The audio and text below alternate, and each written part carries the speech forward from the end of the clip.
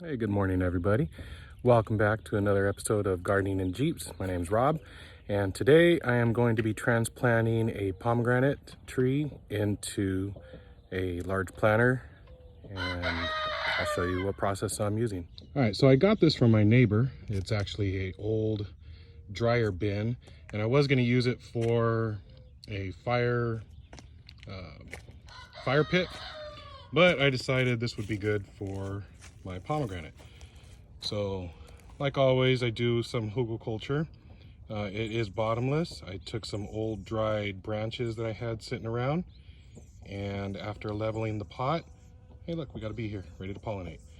After leveling the pot, I put in the sticks, and then I will be filling it next with some mulch that I got from one of my neighbors, and then I'll fill it with some soil after that. All right, so I have put in the mulch that will be the second layer for my hugelkultur, and as you see, it is pretty high, but what I usually do right now is I'll just stomp it down, and if there is too much, well, then I'll remove it.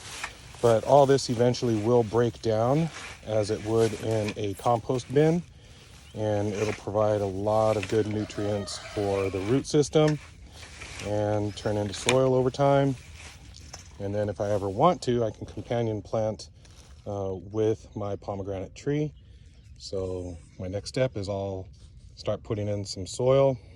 I might take a little bit of this out, put in some soil, and then put my pomegranate tree in. Okay, so I just pulled the pomegranate out of the bucket, and well, you can see the roots. They're doing pretty good. Not root bound yet, but I think it's perfect time. Oh look there, a little worm. Right here, kid. Got my kid out here helping me today. So now we are going to transplant this in here. All right, so here's what I wanted to show you I'm working with. My neighbors have horses, and I get free horse manure. So I take that, I do mix it with my mulch that I got for free. It's up there, I'm kind of running out. And I will always mix in my leftover scraps. And here's another one. Usually I try to move some of my stuff that's almost ready to be turned into good usable compost or soil. And then over here in the last one, this is what I end up with. So I'll be using some of this to fill the remaining portion of my pot for my pomegranate tree.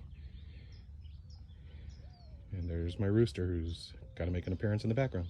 All right, so one of the products that I use frequently when I do transplant from one area to another is the Espoma bone meal. And because it says on here that it does help for roots, so I will sprinkle some around the pomegranate before I put in the compost to top it off. All right, so I've filled up my pot here with some mulch on top so it'll retain some water. I've got my pomegranate tree in, and I had this small trellis which I ended up putting some more steel wire on, because what I'm going to do is I'm going to utilize these clips. I believe they are called tomato clips because you use them to string up your tomato plants. I got them on Amazon. 2 of these bags, very cheap. I want to say it was like $8. But what I'm going to do is prop up my pomegranate and then use these clips to hold it on. And then I will string it up so that way it grows up instead of just hanging down like a bush. Okay, so here is the final product. We have the pomegranate tree clipped up onto the trellis. Hey kid, little helper, what do we do? We clip the plant onto the what is that called? A trellis? Yeah. And what did we do? What did we use? The little clips. The little clips. And one of the things I want to zoom in on is my first pomegranate.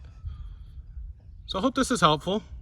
I'm gonna water it in now and let it enjoy the sun. You guys have a good day.